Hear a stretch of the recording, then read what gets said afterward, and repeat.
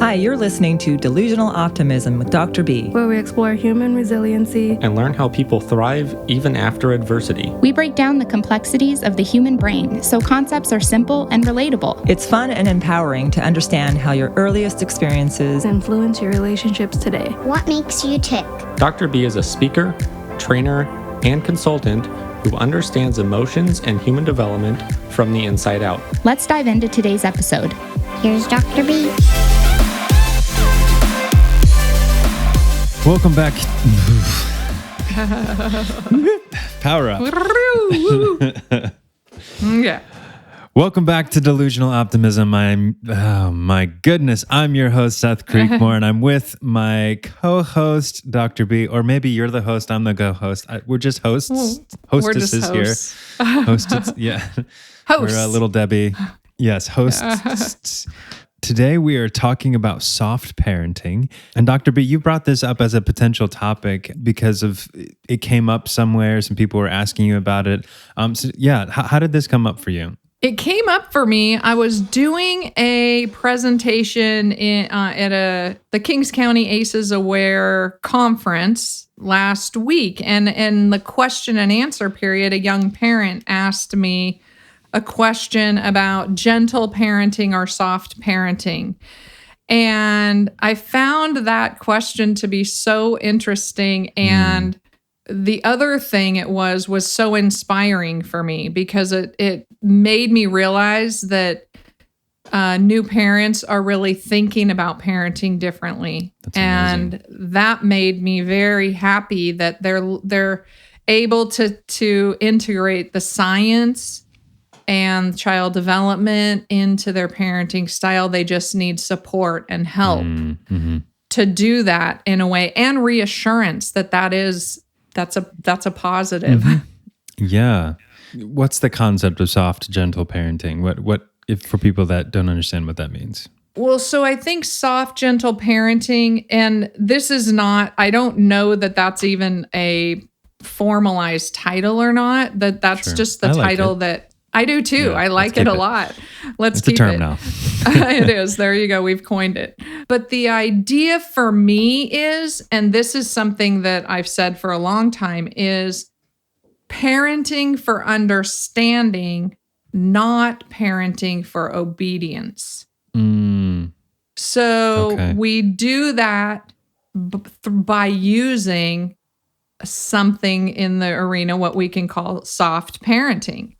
It takes time, it takes energy, it takes information, but it allows us to be more gentle and kind in our parenting because we're trying to help somebody understand something rather than making them do something, which can be very harsh and immediate. It just gives you that sense of coldness. I'm sure there's a balance between the two, right? Because there are times when we just need to do it because that's the thing that we're supposed to do. I mean, that's how I was raised in a lot of ways. It's like, do it because I said so. And not that they were always like that, but yeah. So where is that balance that we help the kid understand, but also teach them how to just obey because it's the thing that they need to do?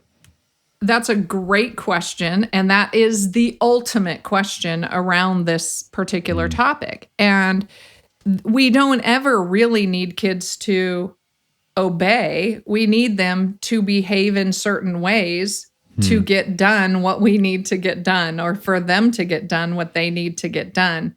Very different than obey.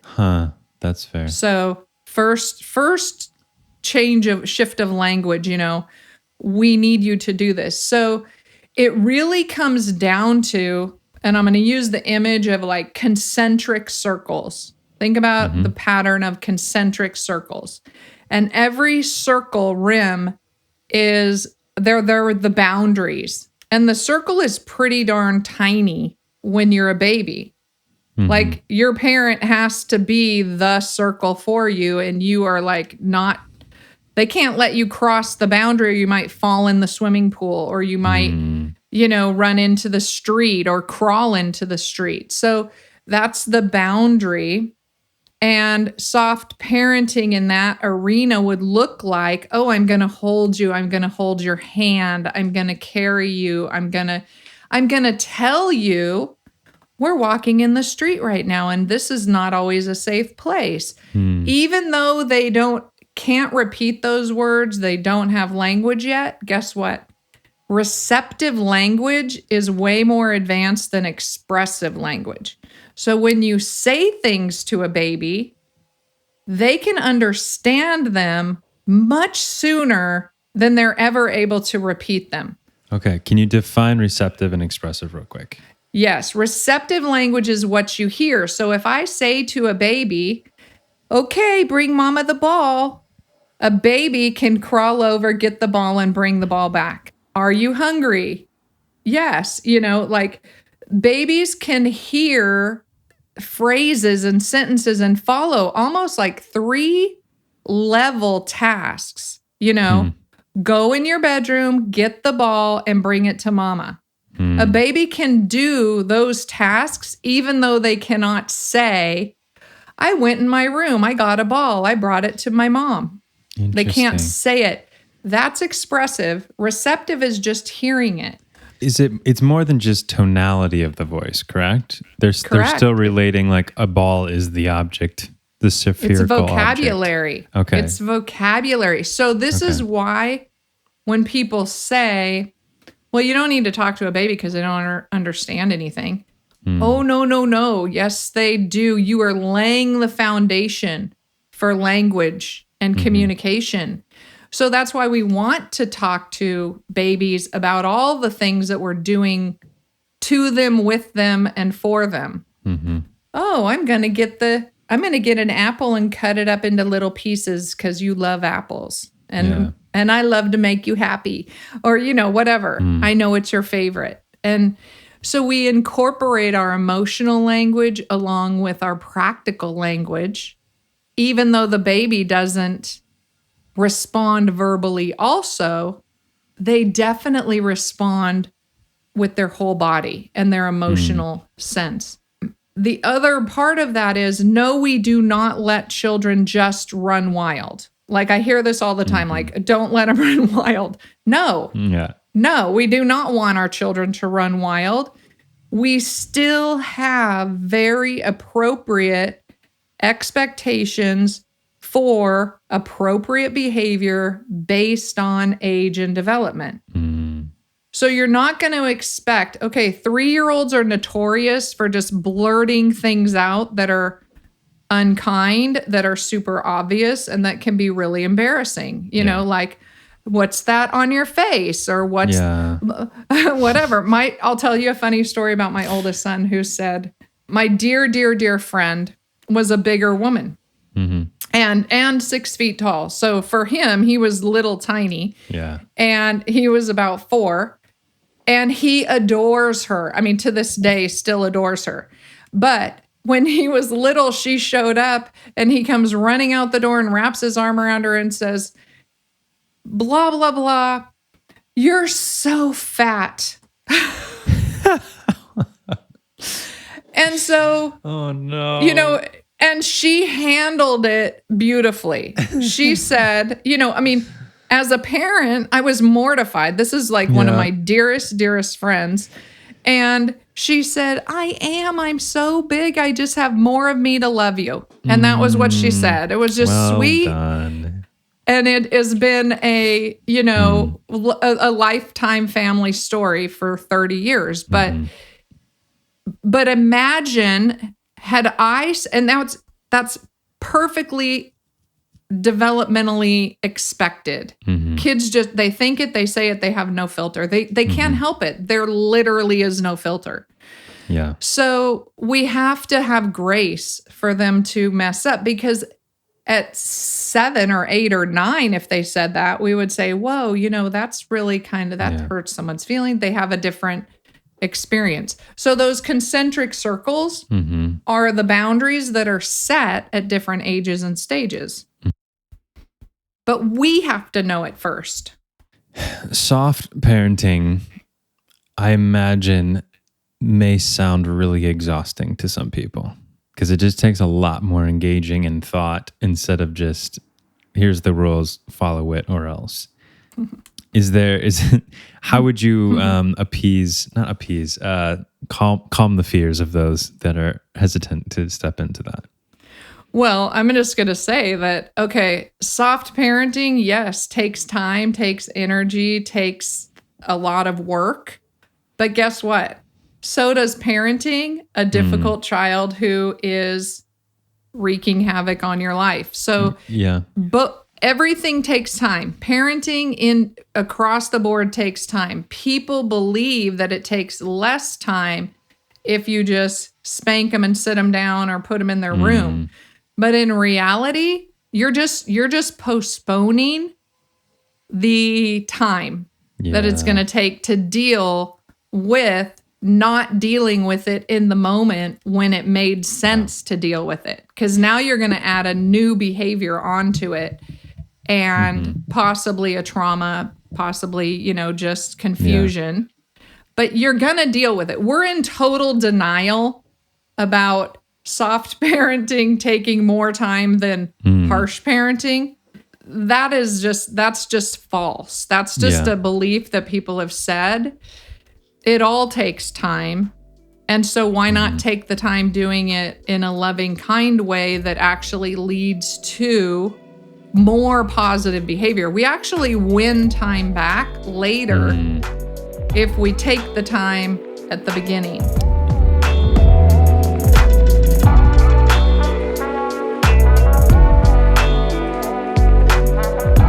All right, so the second part of this episode, we wanted to talk a little bit about strategy, how to parent with this sort of style. That is maybe perhaps a bit more efficient than if you just try to do it flying by the seat of your pants, which most of parenting is anyways. But here we have a few strategies. Dr. B has a few strategies that may be able to help that. So help the people out, Dr. B. Okay, all right. Well, parenting is not easy. So the fantasy that parenting is ever going to be like this super easy thing we do is a fantasy. So we've got to just let it go. It's also something, though, that people love, and they love their children and they want them to be happy and caring, contributing people. So we're invested in this.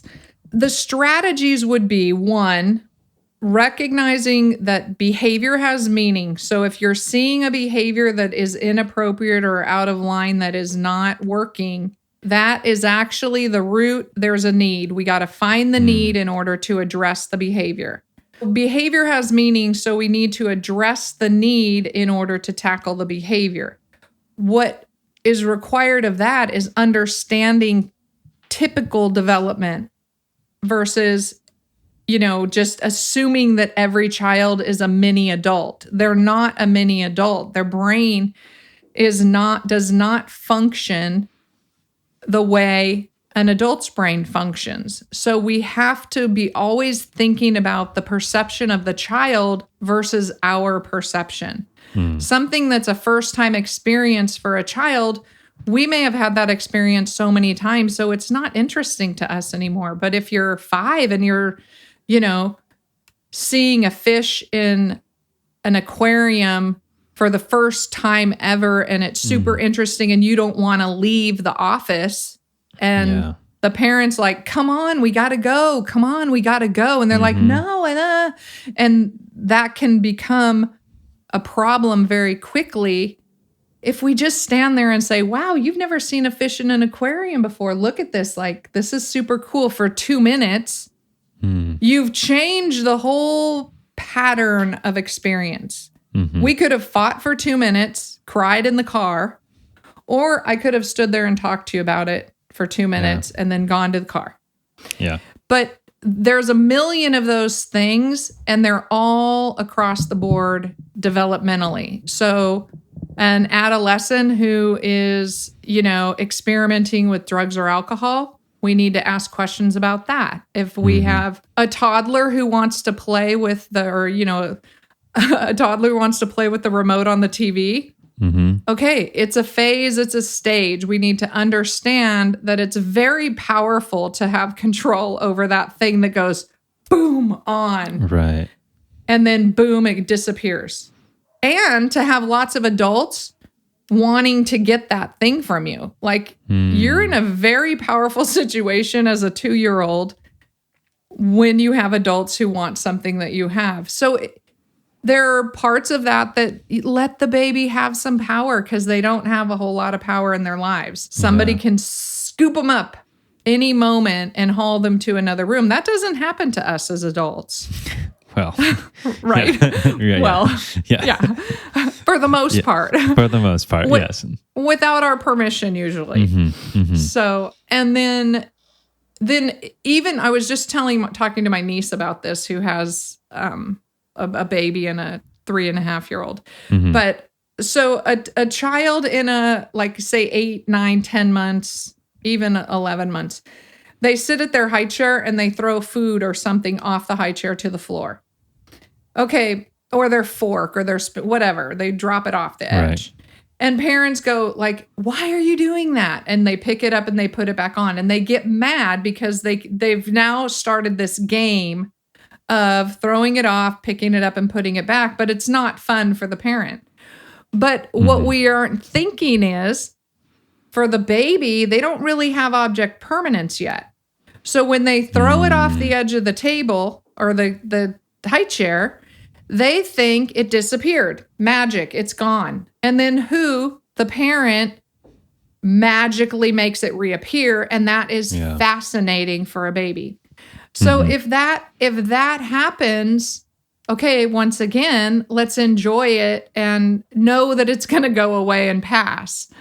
So understanding and anticipating the behaviors and things that are going to happen and going with the baby's flow or the child's flow to some degree and trying to see it from their situation is a lot more time sensitive.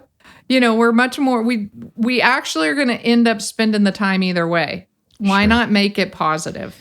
So let's take an example like single mother or father and doing the kid is doing the spoon thing. They also have 2 other kids at the table. How do you go with the flow with that situation when your energy and all your attention is going elsewhere? How do we do soft parenting in that? In that situation, that's a great question, because parents are overwhelmed, and especially if you're a single parent trying to parent 3 kids, they're all different ages and have different needs. We don't have to be perfect. You don't have to run through every one of these scenarios in like perfect ABC order. If that baby is going to drop stuff off the high chair and you don't have the time or energy to pick it up off the floor, just don't engage. Yeah. Just don't engage. Just pay it to do what you're doing and clean the whole mess up at the end. Or fit that into whatever the routine is around food. Expect that the baby's going to do that. And, we don't have to get wound up into the battle. We're avoiding the battles because if you want to play the game, play the game. If you don't, just let them drop it off the end and, don't do it. Don't engage. Because we also know that behaviors will extinguish themselves if we just completely ignore them. That's really hard. It's really very difficult to ignore behaviors that are irritating, especially when kids are persistent about it.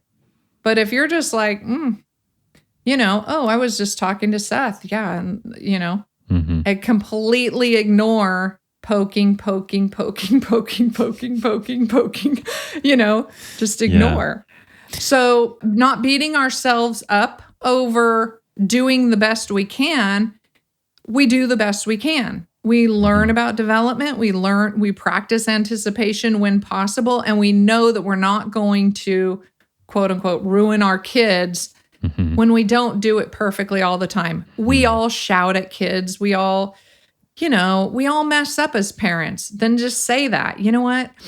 I was pretty harsh with you a little bit ago, and I'm really sorry about that. I don't like it when I talk to you like that. So I just wanted to apologize. You're not giving anything away by doing that. Yeah. Nothing. Yeah. You're giving nothing away. in that same situation, right? So let's say you leave the spoon on the floor, but then how do you properly ignore child without missing them? So it comes down to setting boundaries and teaching the rules, right? So interrupting is a rule.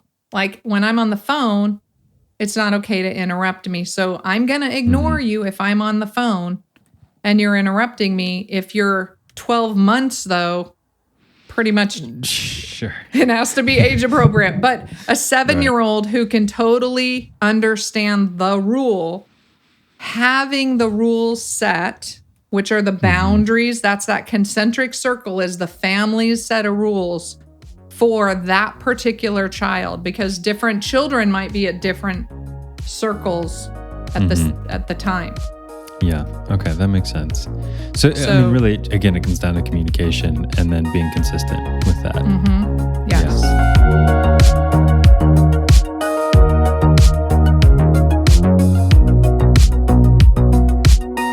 So this last and final part of this episode, we're going to be talking about, I guess, perspectives and influences that may affect how you parent, whether that be soft or slightly more strict. So what are the things that we need to be aware of? There's this parenting spectrum: laissez-faire parenting, authoritarian parenting, and then authoritative parenting is sort of in the middle. But in the grand scheme of things, we don't want our children to have no boundaries, because that makes them feel unsafe and unprotected.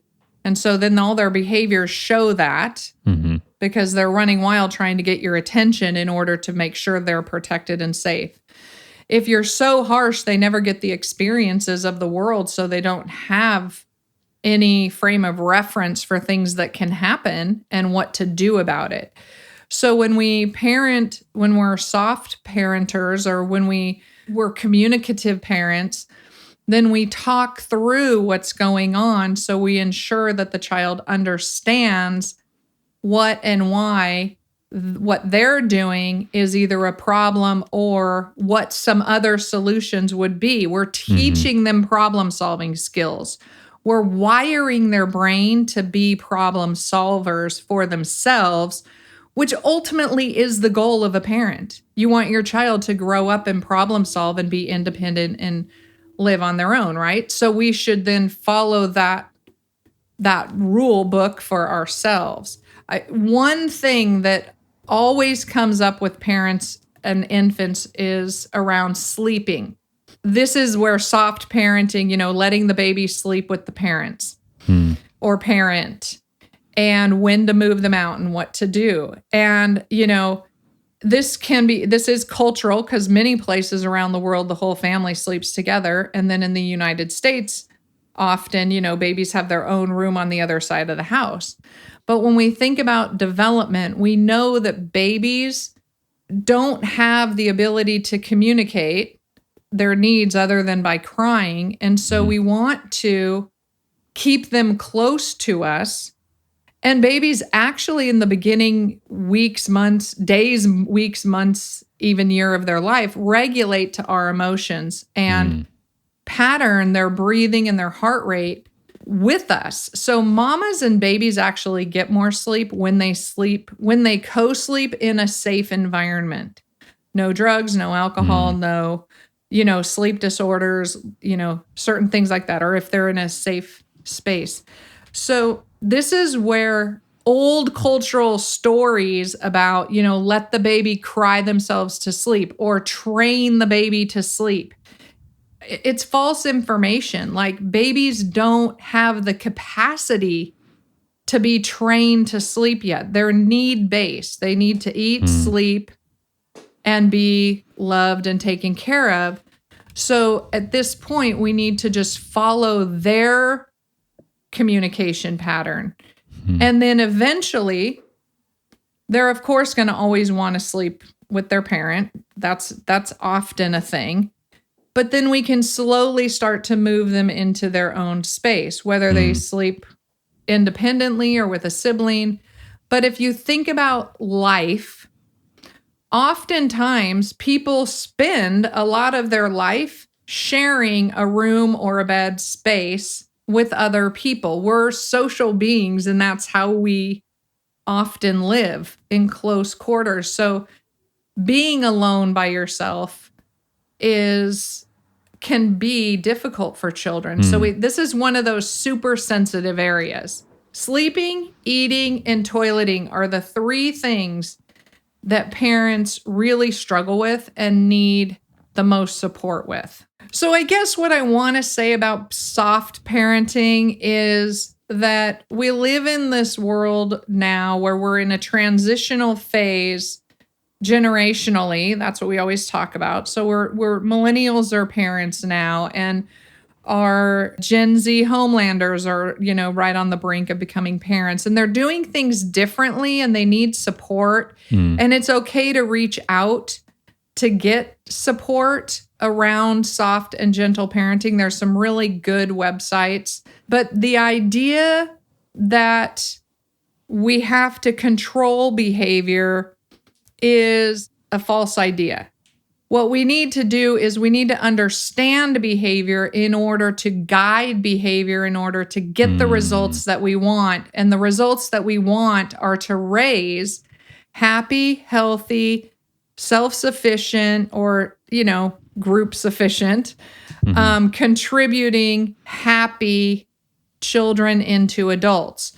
So when we do the things that lead us down that road, that's soft parenting, as opposed to, I'm going to get my needs met and you're going to follow my rules. And then when you're a grown-up, you can figure all that out yourself. And I don't really care about how we get there. We're just going to get there my way. My way or the highway. So that's the difference. It just sounds like with most things, you're either trading time now or time later, energy now or energy later. And even if you don't necessarily deal with a rebellious child, you're passing that on for them to work through or not later on in their life. So, and I would say that really, if you think about the emotional energy it takes to get mad at a kid and carry that out, you're not really gaining any minutes. It's really the same amount of time, So, because if spanking worked, you would spank a child and they would never do that behavior again. But they do. They do it over and over and over and over again. So families who spank all the way across childhood. It didn't work. It didn't work. It worked in the immediate moment for a flash of time. But it also costs because it sends children into the mode of, I should hide if I do that behavior, not let somebody see me. Whole other episode. All right. Well, thank you for sharing your wisdom, Dr. B. Yeah, thank you. We will see you all later. Thanks so much for listening to today's episode. I appreciate the opportunity to connect with you. If you're interested in booking a training, I'd love to hear from you. You can reach me at my website, Dr. B Connections. There's a big button that says, book a training with Dr. B. It's that easy. If this show has been beneficial for you, please share it with your friends and family. Spreading the word about the show helps us grow our audience and helps continue to change the world together. Again, thanks so much for listening to Delusional Optimism. Now, go leave a life print.